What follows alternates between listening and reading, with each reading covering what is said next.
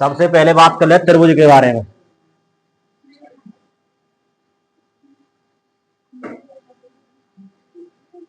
त्रिभुज के तीनों कोणों का योग।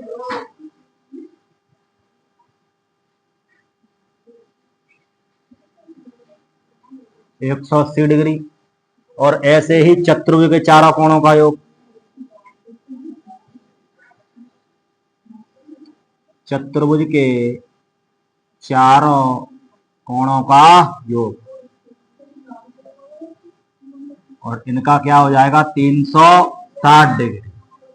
उसी प्रकार देखो पंचभुज के लिए 5 भुजाएं हो जाएंगी, षष्टभुज के लिए 6 भुजाएं हो जाएंगी, सप्तभुज के लिए 7, अष्टभुज के लिए 8। तो पहले समझ लो, मेरी तरफ देखो ध्यान से। इसमें बोला है त्रिभुज, मतलब कितनी भुजा होंगी?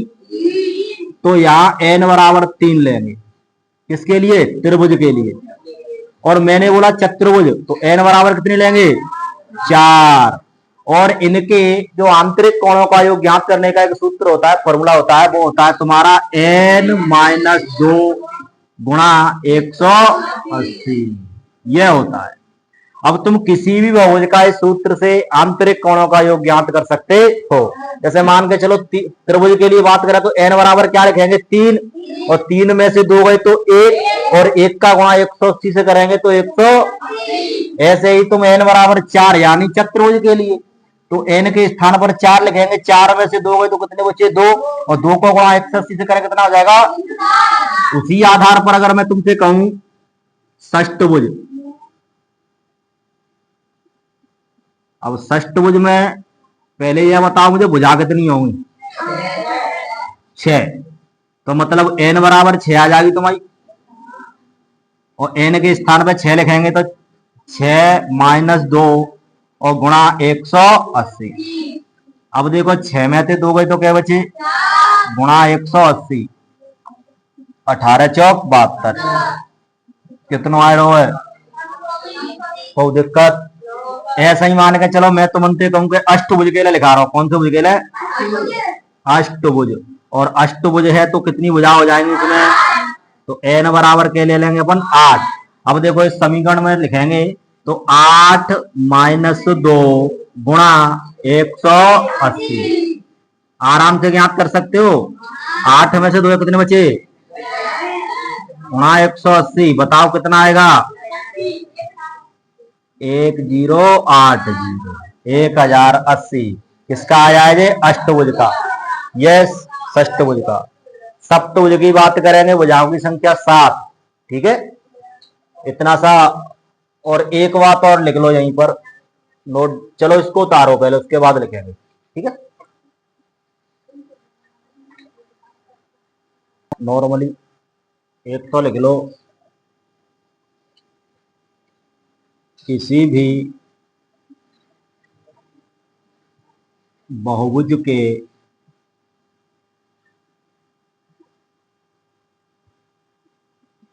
आंतरिक कोणों का योग।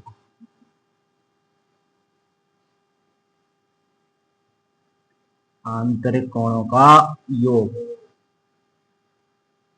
n-2 गुणा 180 से ज्ञात करते हैं,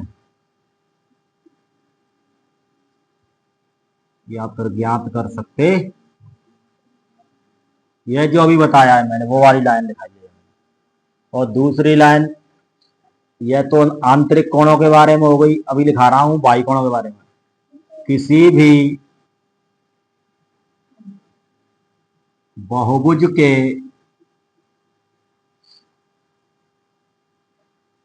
बाह्य कोणों का योग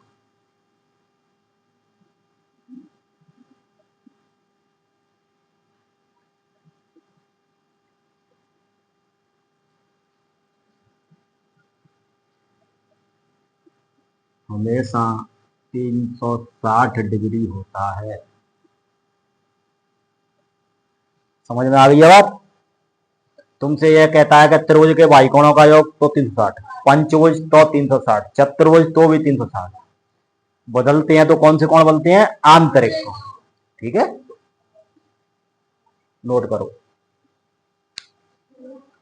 उसके बाद में मैं अभी बताता हूं तुम्हें। यहीं पर एक बात और याद रखना कि जो आंतरिक और बाह्य कोण का योग हमेशा कितना होता है, 180 डिग्री। क्या होता है? जिसे तुम आसन्न कोण कह सकते हो या फिर सरल कोण कह सकते हो। एक रेखा पर इस प्रकार से ऐसे कोई रेखा बनी हुई है और इस प्रकार ऐसे कोई कोण बनता है इस पर, तो ये दोनों कोण आपस में एक सरल रेखा पर बनने वाले कोण या फिर इन दोनों का नाम होता है आसन्न कोण। समझ में आ रहा है? अब तुम समझ में नहीं आ रहा हो तो मैं बताता हूं तुम्हें किस प्रकार से चलते हैं ये, तो समझो। पहले समझा रहा हूं, देख लो भाई, इधर अभी नोट कर लेना। देखो, मैंने बोला है आंतरिक और बाह्य कोणों का योग, आंतरिक व बाह्य कोण का योग।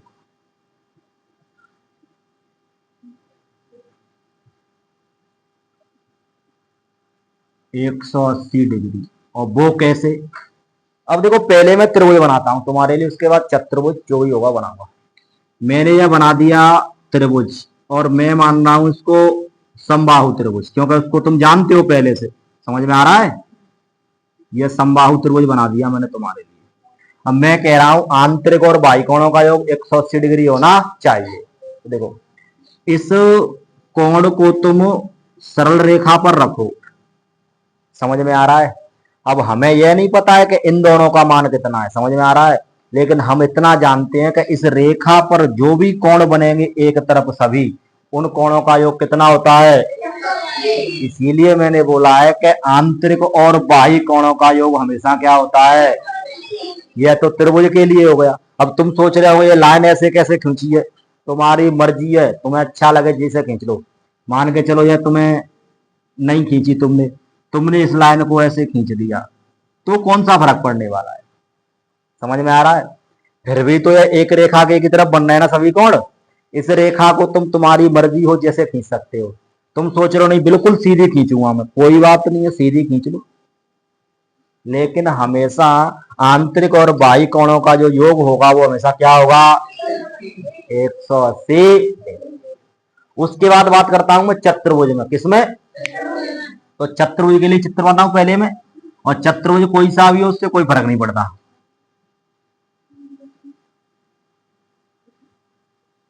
मैंने लिया है आयत। क्या लिया है? यह भी 90, यह भी 90, यह 90 और यह 90। इसको मान लो तुम 15, यह भी 15 cm, और यह 10 cm सेंटीमीटर, और यह 10 cm। अब देखो, किसी एक रेखा पर खींचना चाहते हो तुम। देखो, यह एक सरल रेखा जा रही है, अगर ऐसे तुम खींच दोगे दोनों को, तो एक सरल रेखा पर कोण बन रहे हैं कि नहीं बन रहे? तो इन दोनों का योग क्या होगा, 180। इस पे अगर तुम इस पे खींचना चाहते हो तो भी इन दोनों क्या होगा। अगर तुम ऐसे ही इस पर खींचना चाहते हो तो भी क्या होगा इन दोनों का। और इसी प्रकार इस पर देखना चाहोगे तो क्या हो जाएगा। ये जरूरी नहीं है, तुम इस लाइन को भी नीचे बढ़ा सकते थे, इस वाली लाइन को आगे बढ़ा सकते थे। ये तुम्हारे ऊपर डिपेंड करता है तुम कहां बढ़ाना चाहते हो। ऐसे ही इसमें भी कर सकते हो तुम, इसमें भी टेंशन वाली बात नहीं है। देखो, ये तुम्हारा 60 डिग्री कोण बन रहा था, तुम सीधी ये लाइन ले गए खींच करके। समझ में आ रहा है? अब ये दोनों का योग कितना होगा, 180 डिग्री। तुम्हें काफी क्वेश्चन भी पूछे जाएंगे ऐसे कि बाह्य कोण का मान क्या होगा, तो कोई दिक्कत वाली बात नहीं। तुम्हें नॉर्मली याद रखना है कि आंतरिक और बाह्य कोणों का योग क्या होता है। उसी के आधार पर तुम आंतरिक कोण का मान लिख देना यहाँ पर। और आंतरिक कोण अगर इधर में प्लस का होगा तो पीछे किसका हो जाएगा। तो 180 में से 60 घटा दो, कितना बचेगा, 120। यह तुम्हारा बाह्य कोण का मान आ जाएगा। समझ में आ गई किस प्रकार चलती है ये। और लिखना चाहो तो ये सरल रेखा पर बनने वाले कोण या आसन कोण, वैसे सरल रेखा पर बनने वाले कोण लिखना तुम, ठीक है। इतना सा नोट कर लो अभी, उसके बाद और बताता हूँ।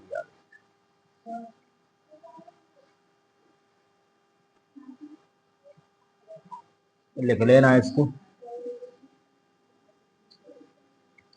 किसी भी बहुभुज में भुजाओं की संख्या व प्रत्येक भाई कोणों के बीच संबंध।